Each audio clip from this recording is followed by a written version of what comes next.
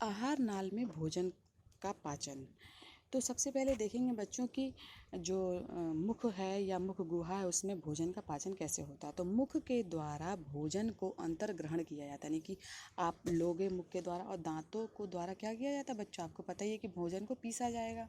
फिर मुख गुहा में लार ग्रंथियाँ होती हैं, ठीक है। और लार ग्रंथियों से क्या होता है, लार निकलता है। तो लार ग्रंथियों से निकलने वाली लार जो है भोजन को निगलने में सहायता करती है, क्योंकि वो चिकना हो जाता है और आप उसको गुटक लोगे। लार में उपस्थित टाइलिन नामक एंजाइम मंड को शर्करा में बदल देता है। अब आपको पता ही है कि लार में एक एंजाइम पाया जाता है जिसका नाम है टाइलिन। वो क्या करेगा कि मंड को शर्करा में बदल देता है। भोजन का यहाँ और अधिक पाचन नहीं होगा, केवल यहाँ पे मंड का ही पाचन होगा।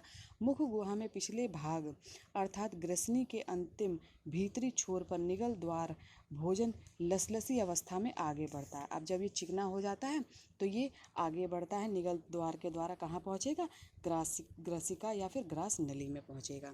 अब देखते ग्रास नली में क्या होता है। तो निगल द्वार से भोजन ग्रास नली में आता है। यहाँ कोई पाचन क्रिया नहीं होती है, यहाँ कोई भी पाचन क्रिया नहीं होती, केवल एक कनेक्टिंग लिंक होती है आमाशय तथा मुख गुहा पर के बीच में। ये एक कनेक्टिंग लिंक होती है जिसके द्वारा भोजन मुख गुहा से आमाशय में आ जाता है, ठीक है।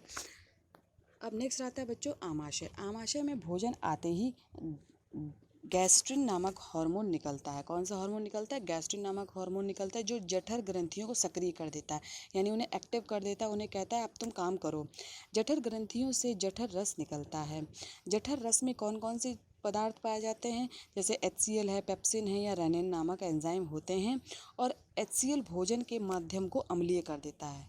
मतलब कि जब तक HCl होगा, मतलब HCl कहाँ पाया जाएगा, आमाशय में पाया जाता है। और इसका कार्य क्या है, ये वहाँ का जो माध्यम है इसको अम्लीय करना है इसका, तथा भोजन के कठोर कणों को गला देता है।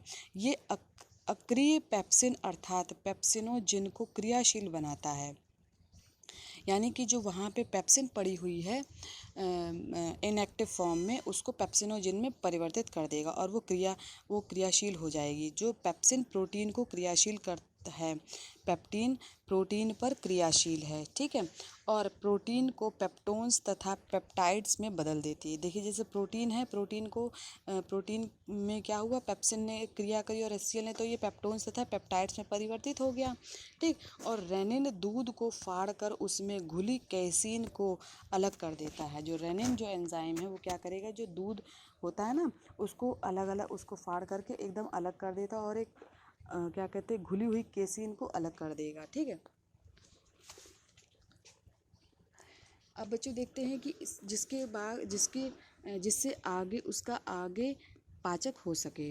आमाशय में भोजन 3 से 4 घंटे रहता है। यह भोजन के स्वरूप को कायम कहते हैं। आपका जो आमाशय में जो भोजन बन जाएगा, जो परिवर्तन हो जाएगा, उसको क्या कहेंगे, कायम कहेंगे। फिर बच्चों कहाँ जाता है भोजन, ग्रहणी में। तो आमाशय से भोजन छोटी आंत के ग्रहणी में पहुँचता है।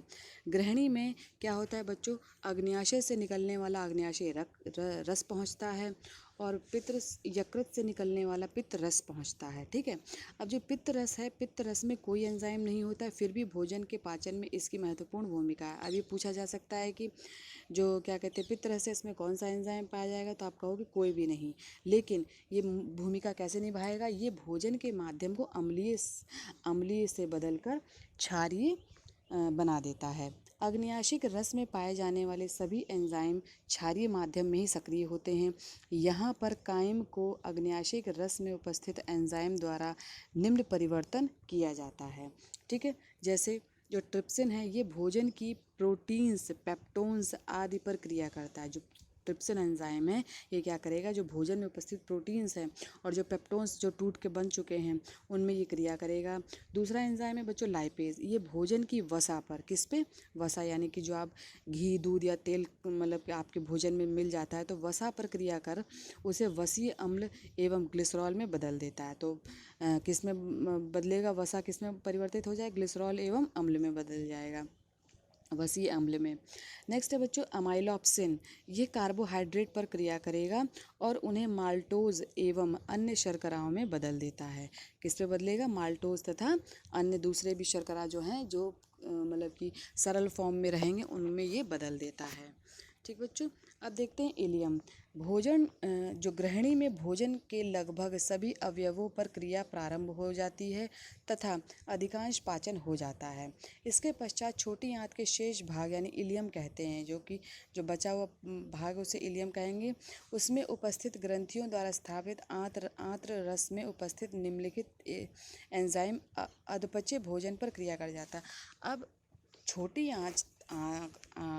आंत जो है वहाँ तक पहुँचते पहुँचते लगभग जो है पाचन क्रिया हो जाती है। अब छोटी आंत का जो पहला भाग उसे क्या कहते हैं, इलियम, ठीक है। तो इलियम में पहुंचने पे कौन कौन से जो पाचन होगा, देखिए सुक्रेज जो है वो शर्करा, जो सुक्रेज एंजाइम है वो क्या करेगा, शर्करा को ग्लूकोज में परिवर्तित कर देगा। जो लैक्टेज एंजाइम है वो लैक्टोज शर्करा को ग्लूकोज में, यानी कि लास्ट में केवल ग्लूकोज ही बनना है।